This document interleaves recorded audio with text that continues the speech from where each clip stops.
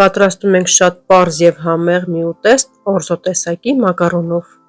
Շատ ախորժելի է ստացվում, իսկ համն ու հոտը ցավոք չեմ կարող փոխանցել, դա պետք է դուք պատրաստեք և համտեսեք։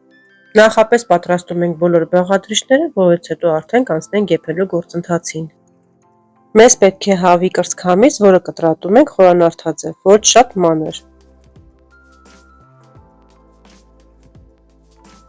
Մեզ հարկավոր է նաև 1 հատ սոխ, որը կտրատելու ենք հնարավորինս մանր։ Իմ ալիքում կա նման ուտեստի ևս մեկ բաղադրատոմս, որի հղումը կթողնեմ նկարագրության բաժնում։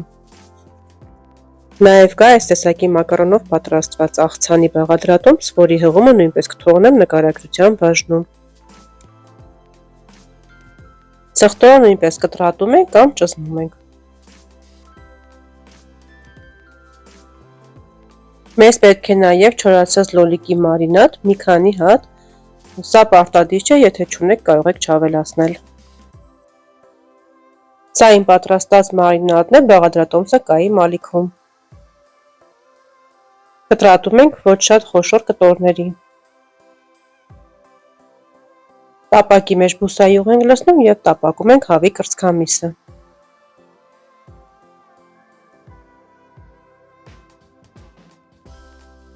Լավ եփում ենք այնպես, որ բոլոր կողմերից մի թեթևակի կարմրի, որից հետո համեմում ենք։ Համեմում ենք աղով, սև և կարմիր պղպեղներով։ Կարող եք նաև համեմել ձեր նախընտրած համեմունքներով։ Մի փոքր եփվելուց հետո միսը հանում ենք և նույն տապակի մեջ տապակում ենք սոխը։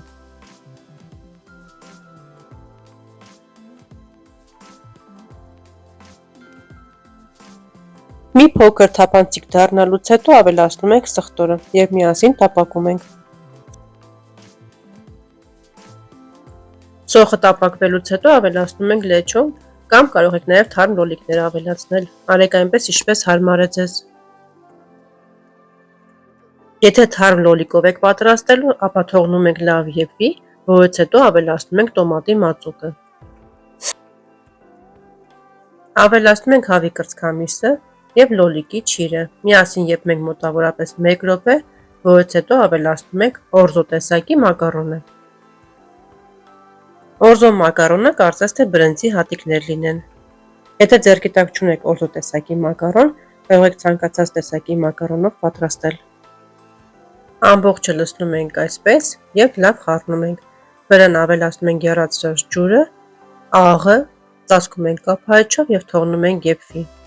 Ջուրը լցնում ենք այնքան, որ մակարոնը գրեթե ծածկվի։ Ընթացքում կստուգեք, եթե մակարոնը դեռ եփված չի լինի, կարող եք նորից ջուր ավելացնել։ Կարող եք նաև եփվելու ընթացքում հալվող տեսակի պանիր ավելացնել, այդպես էլ շատ համեղ է ստացվում։ Ծածկում ենք կափարիչով և թողնում ենք եփվի, մինչև պատրաստ լինելը։ Վերջում ավելացնում ենք 1-ից 2 ճաշի քթալ թթվասերը, լավ խառնում ենք և վերցնում կրակի վրայից։ Ահա և մեր համեղ, գեղեցիկ ու ախորժելի ուտեստը պատրաստ է։ Զարդարում եմ պանիրով և կանաչիով, որից հետո մատուցում։ Այս ուտեստն այնքան համեղ ու լավ է ստացվում, որ անգամ կարող եք հյուրասիրել ձեր հյուրերին։